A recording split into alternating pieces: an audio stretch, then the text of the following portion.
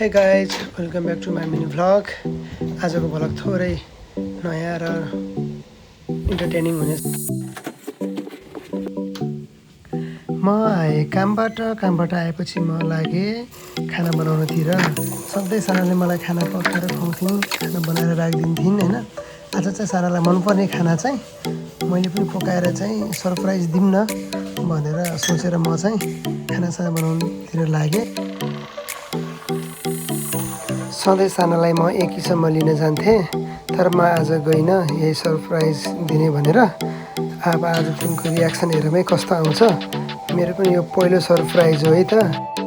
तिनलाई मनपर्ने जापानिज काँक्राको अचार, अनि मैले सलाद बनाएँ, अनि त्यसपछि चाहिँ टमाटर बिचमा राखेर टक्क खाना चाहिँ रेडी बनाएर राखेँ। अनि म सरप्राइजको लागि चाहिँ प्र्याक्टिस गर्न थालेँ। साना यसरी आइन् भने मैले यसरी दिन्छु भनेर। त्यत्तिकैमा साना आइन् है त। अब तिनको रियाक्सन हेरौँ।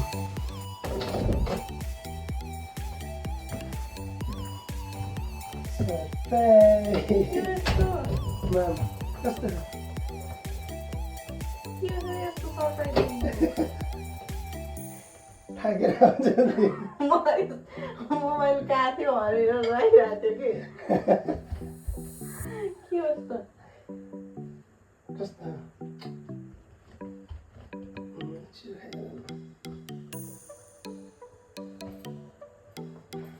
के हो यस्तो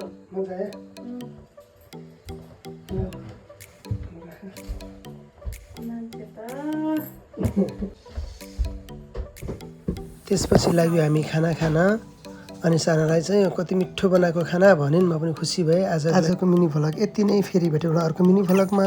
thank you so much for watching guys. Bye by.